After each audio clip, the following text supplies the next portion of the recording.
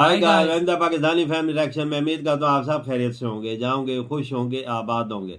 अगर आपने हमारे चैनल को सब्सक्राइब नहीं किया तो लाजमी सब्सक्राइब करें ताकि हमारी आने वाली वीडियो आप तक आसानी से पहुंचे और आप इंजॉय करते रहें। मेरा नाम है और मेरा नाम है वजाहत। तो यार दुनिया ने माना भारत को यूएन का असल बादशाह।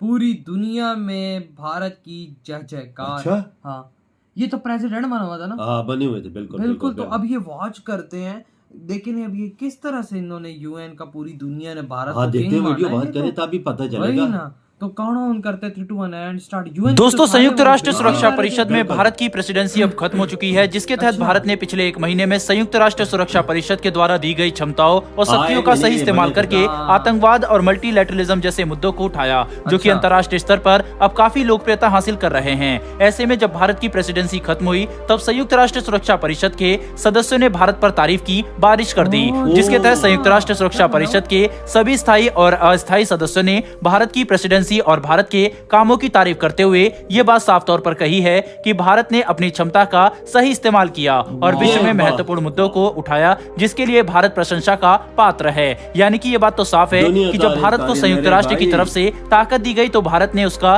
सही इस्तेमाल किया और जरा भी गलत फायदा नहीं उठाया, जो कि काफी अच्छी बात है। जिसका सबसे बड़ा फायदा हमें संयुक्त राष्ट्र सुरक्षा परिषद की स्थायी सदस्यता की दावेदारी में मिलेगा, क्योंकि अब पूरी दुनिया ये बात समझ चुकी है कि भारत इस पद के पूरी तरह से योग्य है। और क्योंकि अब भारत संयुक्त राष्ट्र सुरक्षा परिषद का हिस्सा नहीं है, इसीलिए अंतर्राष्ट्रीय स्तर पर दबाव भी बढ़ रहा है कि भारत जितने बड़े देश का विश्व की सबसे बड़ी ऑर्गेनाइजेशन का हिस्सा ना होना संयुक्त राष्ट्र द्वारा लिए जा रहे फैसलों की इफिशिएंसी पर असर डाल सकते हैं। वहीं पर यह बात विश्व का हर देश समझता है कि मौजूदा समय में विश्व में स्थिरता लाने के लिए भारत एक काफी महत्वपूर्ण कड़ी है। और अगर भारत संयुक्त राष्ट्र महासभा के अलावा संयुक्त राष्ट्र सुरक्षा परिषद का हिस्सा नहीं रहा तो इससे कई ऐसे फैसले लिए जा सकते हैं जो कि विश्व में अधिकतर देशों द्वारा मान्य नहीं होंगे, जो कि वैश्विक अस्थिरता का कारण बन सकता है। ऐसे में ये बात काफी ज्यादा जरूरी है कि भारत को यूएनएससी का स्थायी सदस्य बनाया जाए, जिसके तहत भारत दौरे पर आए फ्रांस की डिप्लोमेटिक एडवाइजर ने भारत को फ्रांस का समर्थन एक बार फिर से जताया है। साथ ही उन्होंने ये बात भी साफ कर दी है कि फ्रांस संयुक्त राष्ट्र सुरक्षा परिषद में भारत की स्थायी सदस्यता को पूरा समर्थन करता है और फ्रांस ये चाहता है कि भारत संयुक्त राष्ट्र में महत्वपूर्ण भूमिका निभाए और विश्व में सबसे ऊंचे स्तर पर लिए जा रहे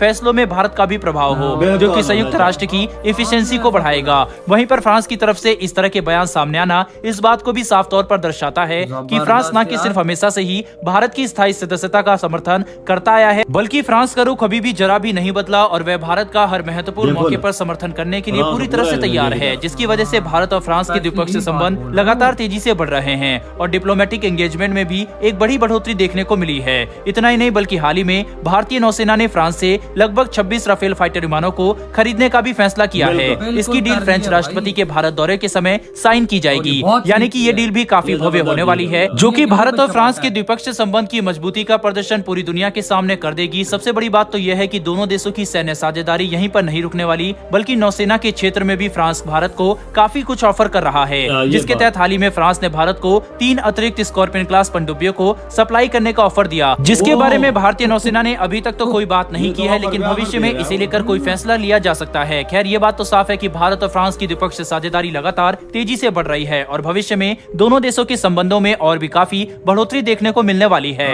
जो कि दोनों देशों के लिए काफी अच्छी बात है। बहरहाल बढ़ते हैं हमारी दूसरी खबर की तरफ। तो दोस्तों, रक्षा के क्षेत्र में भारत ऐसे हथियारों और रक्षा प्रणालियों का विकास कर रहा है जिसके बारे में विश्व के कई देश अंदाजा भी नहीं लगा सकते थे, और उन्हीं सिस्टम में से एक है हिंदुस्तान एरोनॉटिक्स लिमिटेड और न्यू स्पेस रिसर्च टेक्नोलॉजी द्वारा एक साथ मिलकर विकसित किया जा रहा कैट्स यानी कि कॉम्बैट एयर टीमिंग सिस्टम, जिसकी पहली प्रणाली मतलब अल्फा एस की टेस्टिंग अगले कुछ महीनों में शुरू कर दी जाएगी। दरअसल अल्फा एस यानी कि एयर लॉन्च फ्लेक्सिबल एसेट एक कैमिकेज ड्रोन की तरह होगा, जो कि लगभग 100 किलोमीटर की दूरी तक उड़ता हुआ सीधे अपने टारगेट पर हमला कर सकता है। और इसका एक कैनिस्टर बेस्ड सिस्टम भी विकसित किया जा रहा है, जिसे हमारी सेना द्वारा जमीन से भी लॉन्च किया जा सकेगा। और इन सिस्टम की टेस्टिंग अगले कुछ ही महीनों में शुरू हो सकती है, क्योंकि इनका फैब्रिकेशन लगभग पूरा हो चुका है। दोस्तों, अल्फा एस का डेवलपमेंटल ट्रायल साल 2024 से शुरू होना है, जिसकी वजह से इस प्रोजेक्ट पर काफी तेजी से या फिर हम कह सकते हैं कि युद्ध स्तर पर काम जारी है, क्योंकि पाकिस्तान और चीन ने ड्रोन के क्षेत्र में काफी महत्वपूर्ण तकनीकों का विकास कर लिया है, जिन्हें भारत को टक्कर देने के लिए इस सिस्टम की काफी ज्यादा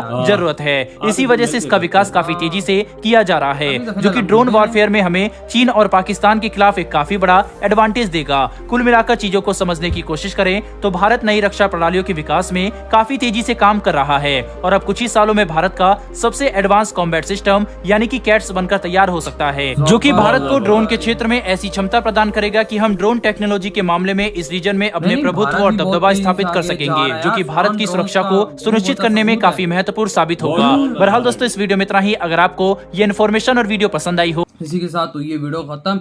मतलब कि यूएन के सारे देशों ने की है भारत की तारीफ और माना है कि भाई जो भारत प्रेसिडेंट बना हुआ था इसने इसका सही इस्तेमाल किया और सही फैसले लिए। बिल्कुल कोई ऐसा फैसला गलत नहीं लिया। और दुनिया के 5 घोंचू देशों, नहीं 5 नहीं बोलूंगा क्योंकि रशिया और ये फ्रांस बड़ा समर्थन करते हैं इनका, जो नहीं करते ना घोंचू हो। तुम लोगों को जरा अक्ल नहीं है कि भारत जो फैसले कर रहा है वो एकदम सही कर रहा है, घोंचू उसको तुम ऐड करो। तुम्हें इतनी शर्म नहीं आती है कि खुद उधर वो सबके फुफड़ बन के तुम बैठे हुए, तो भारत तुम लोगों से भी आगे और तुम लोगों ने भारत को नहीं बीच में डाला हुआ। मैं तो कहता हूँ भारत लात मारे यूएन को और सीधा सीधा बनाए अपना। मैं कहता हूँ कि 150 देश उसी टाइम उठ के आ जाए। ये बात है तुम्हारी बिल्कुल ठीक है। ये 2 मुल्क नहीं चाहते सिर्फ अमेरिका नहीं चाहता और ये चाइना। अमेरिका भी नहीं 3 मुल्क चाहेंगे जो हैं इसके, रशिया हो गया, फ्रांस हो गया और तीसरा जर्मनी। ये तीनों चाहेंगे, ये 2 मुल्क नहीं चाहिए। ये यकी करते हैं, बहुत बड़े सबसे बड़े घोंचू हैं एक किस्म के, जो भारत को आगे नहीं आने देते। और किसी लिस्टों में तो भारत इनसे मेरी बात सुनो, यूनाइटेड 1 महीने के लिए सदर रहा इंडिया, कैसे फैसले किए और दुनिया ने तारीफ की है, सारी दुनिया ने तारीफ और आज तक मैं कहता हूँ किसी अमेरिका और इनकी नहीं की हो। बिल्कुल जो इन्होंने 1 महीने के लिए किए प्रेसिडेंट बने, वो भाई उन्होंने वो फैसले किए जिसको कोई अंगली नहीं उठा सकता। और फ्रांस ने ये तक बोल दिया कि भाई भारत को परमानेंट प्रेसिडेंसी बनना चाहिए, मतलब सॉरी वो दो परमानेंट प्लेस दो तुम अंदर। तुम लोगों ने क्या बनाया हुआ है यार, वो कहता है वो डिजर्व करता है। इंडिया देखो 5वीं इकोनॉमी बन चुका है इस टाइम ना, 5वीं बहुत बड़ी। इनको देखा जाए तो ये वो इंडिया के मुकाबले में क्या है, क्या है? नहीं है, कुछ भी नहीं है।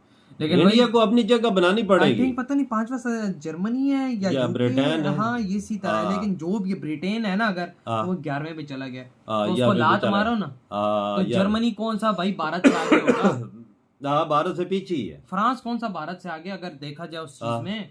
इंडिया साल 2 की गेम है भैया, तीसरे नंबर पे अपनी पोजीशन में ला लेगा। लेकिन घोंचुओं को जरा सा शर्म आनी चाहिए। मैं कहता हूँ भारत मारे यूएन को लात बनाए अपना। और भाई मैं कहता हूँ आधे से ज्यादा दुनिया, ये तो जयशंकर साहब कई जगह कहेगा अगर ये बदलाव न देखा, क्योंकि यूनाइटेड नेशन वो फैसला नहीं कर सकता जो करनी चाहिए। देखो इंडिया सिर्फ 1 महीने के लिए प्रेसिडेंट बना और पूरी दुनिया ने उठ के तारीफ किया। बिल्कुल 1 महीने के लिए, 1 महीने के लिए बिल्कुल दुनिया ने तारीफ की, इसमें कोई शक नहीं। कहते इंडिया ने वो फैसले किए जो एक समझदार देश को लेने चाहिए, जो आज तक किसी ने नहीं लिया, वो भारत ने लिए यूएन के अंदर। ये तो बात है। और भाई फ्रांस ने इतनी बड़ी ऑफर भी कर दी, 3 पनडुब्बियां भी ऑफर कर दी। बिल्कुल भारत ने इस बार सोचा भी नहीं। राफेल भी दे रहा है 26, वो तो कंफर्म हो चुका है। 100% कंफर्म हो गया है भाई। कल हमने वीडियो बिल्कुल किया तो उसमें 100% कंफर्म हो गया कि मैक्रोन आएंगे अभी मार्च के अंदर, तो ठप्पा लग यार वजह मैक्रोन ने भी अपनी यारी निभाई है, इंडिया भी निभाता है पर मैक्रोन भी निभा, बहुत अच्छा बंदा, ये माननी पड़ेगी। हाँ ना, जैसे इसराइल के साथ दोस्ती है ना इनकी इंडिया की,